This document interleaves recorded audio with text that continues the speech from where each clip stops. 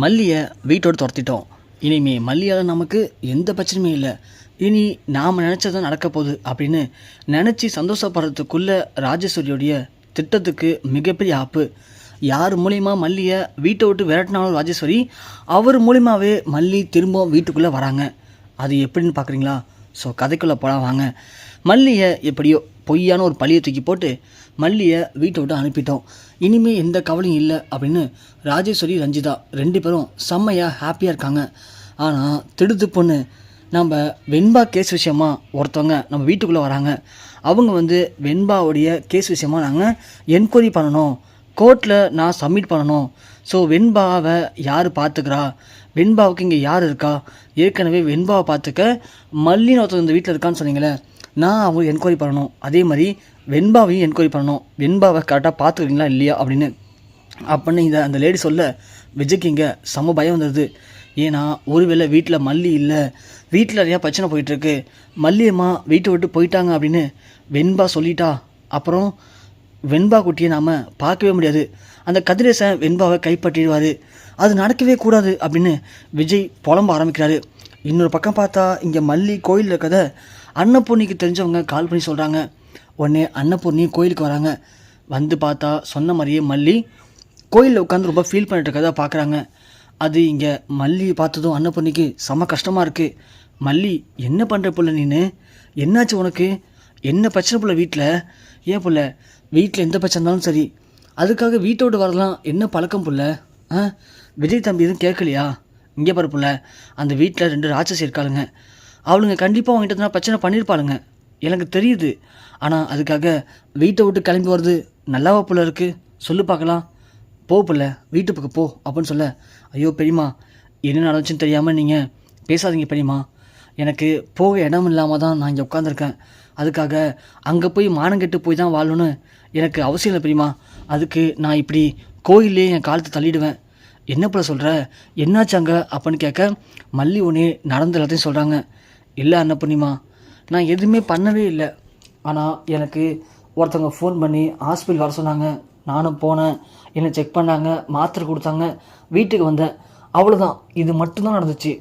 ஆனால் என்னை யார் ஹாஸ்பிட்டலுக்கு வர சொன்னது, எதுக்காக செக் பண்ணாங்க அப்படின்னு எனக்கு தெரியவே இல்லை பெரியம்மா. ஆனால் அதுக்குள்ளே நான் அதுக்காக தான் போனேன், இதுக்காக தான் போனேன்னு அந்த ராஜேஸ்வரி ரஞ்சிதாவும் விஜய்கிட்ட சொல்லி ஏற்றி விட்டு விஜய் என்னை கண்டபடி பேசிட்டாரு. வீட்டை விட்டு வெளியே போக சொல்லிட்டாரு. இதுக்கு மேலே நான் அசிங்கப்பட்டு அங்கே இருக்கணும்னு எந்த ஒரு அவசியமும் இல்லை பெரியம்மா. நான் அந்த வீட்டில் இருந்ததுக்கான காரணமே விஜய் அப்புறம் வெண்பா 2 பேருக்காக தான் அங்கே நடக்கிற எல்லா கொடுமையும் தாங்கிக்கிட்டு நான் அங்கே இருந்தேன்.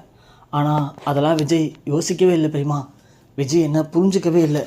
நான் தான் விஜய் மேலேயும் வெண்பா மேலேயும் அதிகமாக பாசம் வச்சுருக்கேன்.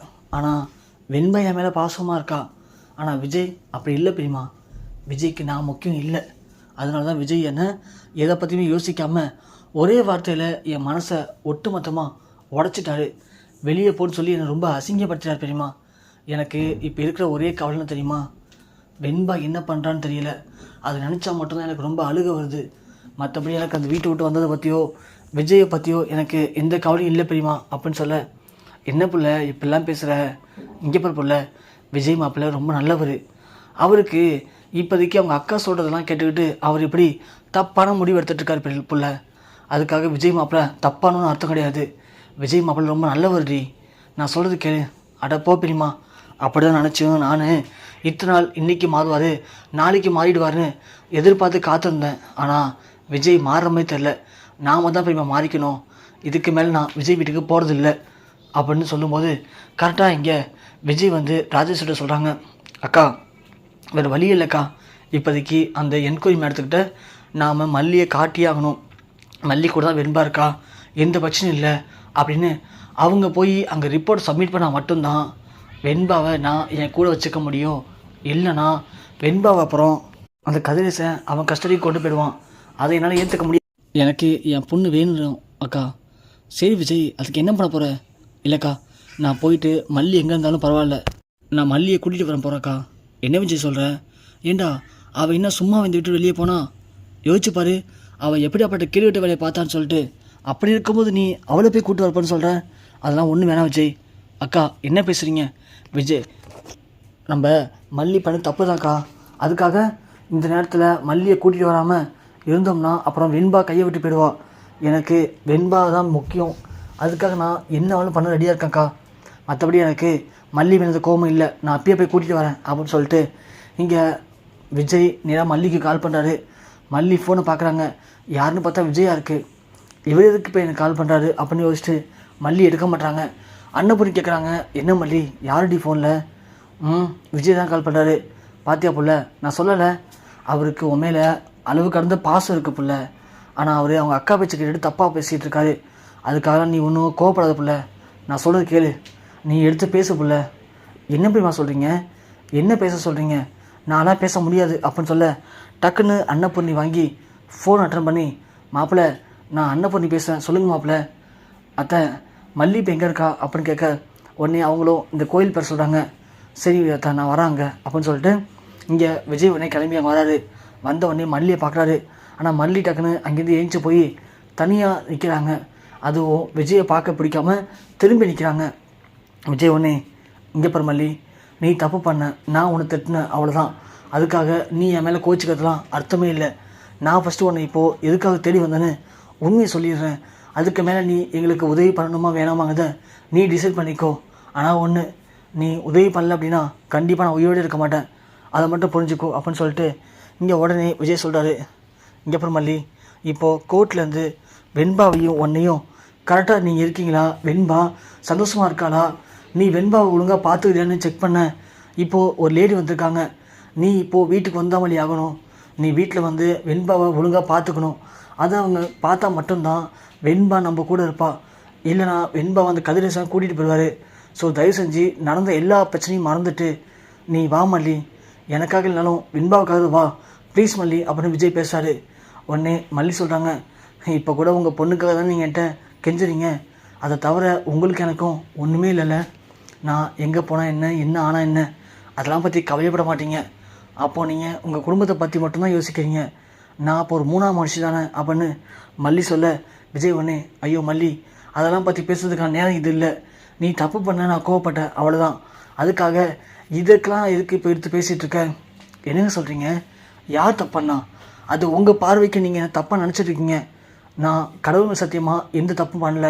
அப்படி இருக்கும்போது நீங்கள் எனக்கு இம்புட்டு போய் தண்டனை கொடுத்தத என்னால் ஏற்றுக்கவே முடியாதுங்க அப்படின்னு இங்கே மல்லி சொல்ல உடனே விஜய்க்கு வழியே தெரியல.